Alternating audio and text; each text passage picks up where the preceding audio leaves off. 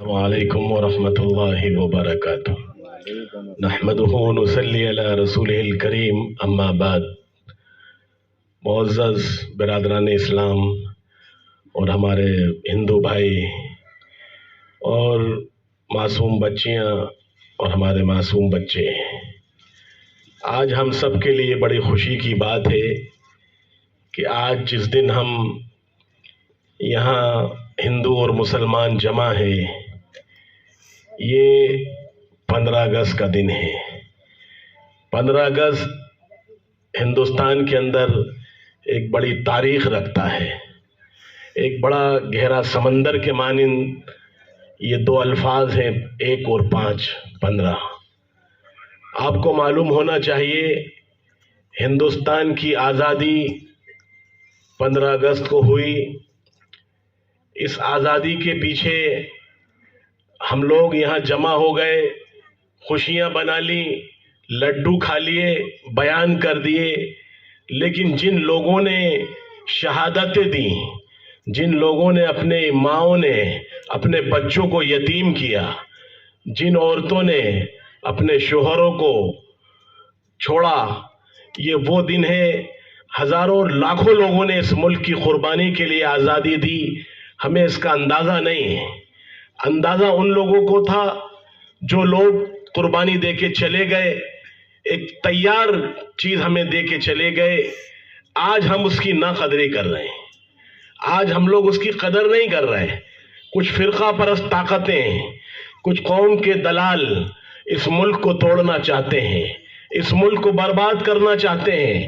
میں یہ کہتا ہوں، ان لوگوں سے پوچھو، ان کی قبروں سے پوچھو، ان کی چتاؤں سے پوچھو، جن لوگوں نے زمینوں پہ لیٹ کر گولیاں کھائیں، جن لوگوں نے توپوں کے آگے اپنے پورے بدنوں کو اڑا دیا، اس ملک کی آزادی میں ان کا کردار ہے، اس ملک کی آزادی میں ان کا حصہ ہے۔ میرے بھائیوں، آج ہم ان لوگوں کو بھول گئے۔ آپ کو یہ بتا دوں، یہ ملک ہندوستان مسلمانوں کے اوپر، مسلمانوں نے اس ملک میں 900 سال حکومت کی ہے۔ کیوں صاحب، کتنے سال کی آپ لوگوں نے حکومت؟ ہماری اس ملک میں 900 سال حکومت رہی ہے۔ اس ملک کو ہندوستان اور اکھنڈ بھارت بنانے میں مسلمانوں کا ہاتھ ہے، مغلوں کا ہاتھ ہے، ان لوگوں کا، ہمارے آبا اور اجداد کا ہاتھ ہے جنہوں نے اس ملک کو اکھنڈ بھارت بنایا تھا، اس ملک کو بھارت بنایا تھا۔ آج ہم ان کو بھول گئے۔ میرے بھائیوں، یہ ملک مسلمانوں کا 900 سال رہا۔ جب اس ملک میں انگریزوں کا تسلط ہوا، اس ملک میں جب انگریزوں نے قبضہ کیا، اس ملک کو انگریزوں نے جب مسلمانوں سے چھینا، تو جس کا گھر جاتا ہے کیوں صاحب، اسی کو افسوس ہوتا ہے نہیں ہوتا؟ تو افسوس بھی مسلمانوں کو تھا کہ یار یہ ہمارا ملک چلا گیا، ہندوستان ہمارے ہاتھ سے جا رہا ہے۔ تو میرے بھائیوں، مسلمانوں نے لڑنا شروع کیا۔ تقریباً 100 سال مسلمان اس ملک میں اکیلا لڑا ہے۔ ہزاروں لاکھوں علماء نے دلی سے لے کر آگرہ تک اور آگرہ سے لے کر میرٹھ تک ہر درخت کے اوپر ایک مسلمان کی اور ایک عالم کی لاش ٹنگی ہوتی تھی۔ لاکھوں مسلمانوں نے اس ملک میں قربانی دی۔ مسلمان لڑتے رہے لیکن بدقسمتی سے ناکام ہوتے رہے۔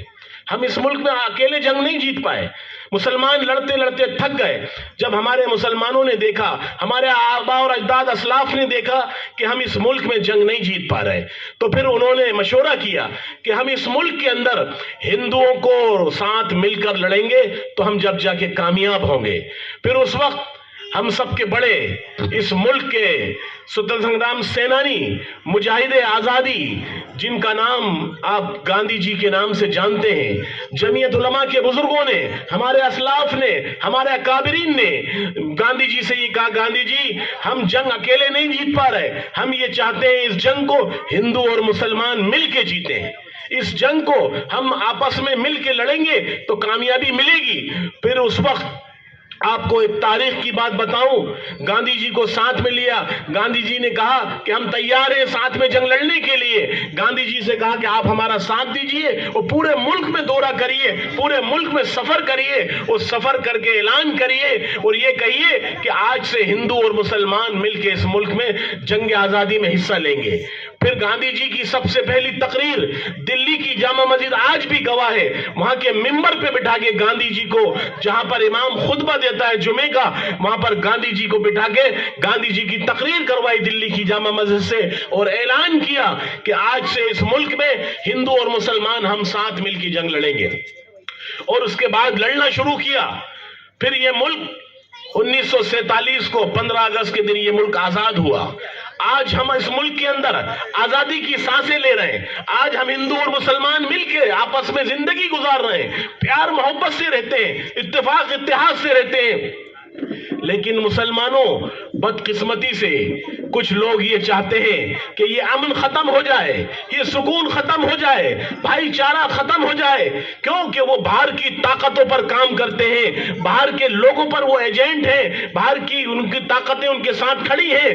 وہ یہ چاہتے ہیں کیونکہ ہندوستان دنیا کا وہ واحد ملک ہے جس کے اندر ہر مذہب اور ہر ذات کے لوگ رہتے ہیں، آپس میں مل جل کے رہتے ہیں، اتفاق اتحاد سے رہتے ہیں۔ دنیا کے اندر آپ نے دیکھا ہوگا 2010 کے اندر پوری دنیا کے اندر ایک معاشی کریش آیا تھا، اور پوری دنیا کے اندر بینک کراپ ہو گئے 2010 میں، سینکڑوں ملک برباد ہو گئے۔ لیکن آپ کو میں بتا دوں، ہندوستان وہ ملک ہے جو 2010 میں بھی جہاں کھڑا تھا وہیں کھڑا رہا۔ یہ وہ طاقتور ملک ہے، یہ وہ مضبوط ملک ہے جس کا کوئی کچھ بگاڑ نہیں سکتا، جس کا کوئی اکھاڑ نہیں سکتا۔ یہ وہ طاقت ہے، جب بھی اس ملک کو قربانی دینے کے لیے تو جنرل حمید کی طرح، کہیں بہادر شاستری کی طرح ایسے لوگ اس ملک کو دیے گئے، اور آج بھی وہ دینے کو تیار ہیں، اور آج بھی وہی قربانی دینے کے لیے تیار ہیں۔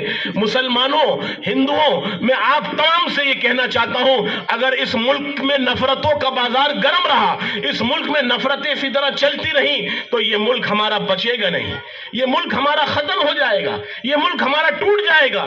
مسلمانوں، ہندوؤں، میں آپ سے یہ کہنا چاہتا ہوں، آپ اس ملک کو بچائیے، اس ملک کو سنواریے، اس ملک کو باقی رکھیے۔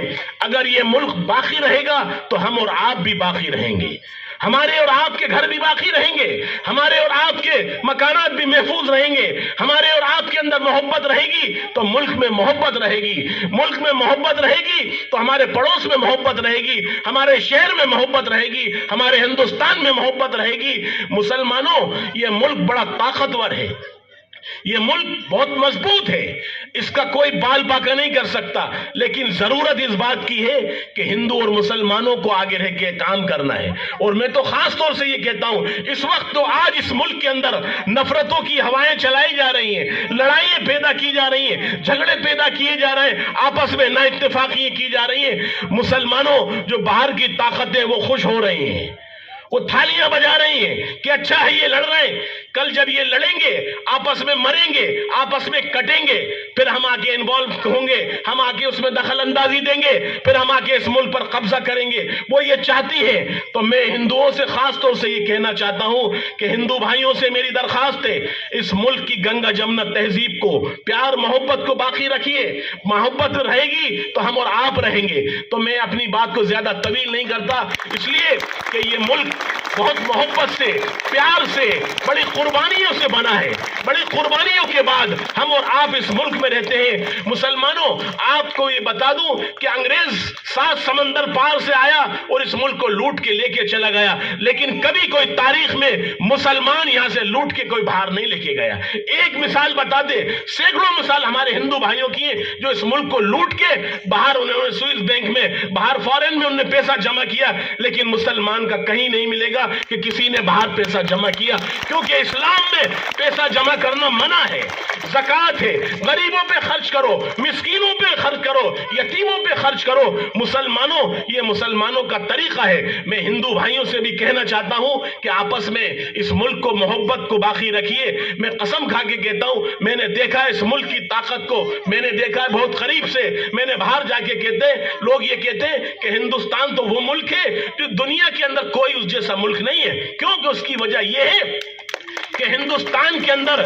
جو کھیتی ہوتی ہے، جو زراعت ہوتی ہے، جو آج کو آپ کو معلوم ہونا چاہیے، اس ملک کی وہ طاقت ہے کھیتی.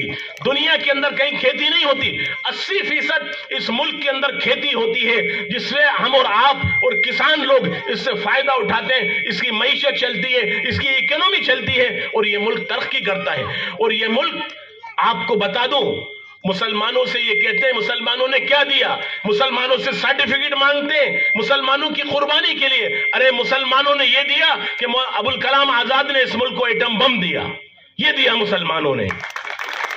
آپ کو آج اگر سپر پاور دنیا میں پہچانا جاتا ہے تو ایک مسلمان کی وجہ سے پہچانا جاتا ہے، جس کا نام ابوالکلام آزاد ہے.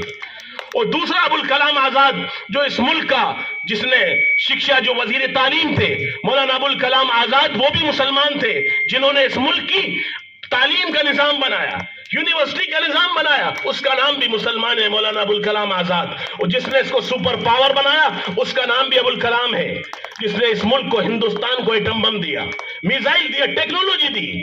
تو میرے بھائیوں، کیونکہ مسلمان کو کبھی بھی آپ غدار نہیں پاؤ گے، وفادار پاؤ گے. وہ مرنے مارنے کے لیے تیار ہے، قربانی دینے کے لیے تیار ہے، کیونکہ ہمارے مذہب کے اندر یہ ہے کہ وطن سے محبت کرو، وطن کی زمین سے محبت کرو، ملک سے محبت کرو. جب کوئی انسان وطن سے، ملک سے محبت کرتا ہے تو اس کے لیے جانیں بھی دینے کے لیے تیار ہوتا ہے. ہم اس ملک سے یہی امید کرتے ہیں، اور تمام مسلمانوں سے، تمام ہندوؤں سے ہم یہی امید کریں گے کہ انشاءاللہ ہم نفرتوں کو ختم کریں گے، محبتوں کو قائم کریں گے. اللہ تعالی ہم سب کو کہنے سننے سے زیادہ عمل کی توفیق نصیب فرمائے. اور جن لوگوں نے یہ پروگرام کیا، جن لوگوں نے اس کا انعقاد کیا، ان سب کو بھی اللہ جزائے خیر نصیب فرمائے. اس طرح کے پروگرام کرنا چاہیے، ہندو مسلمان ساتھ بیٹھ کے جمع ہونا چاہیے. یہ ہمارے لیے دو عیدیں ہیں.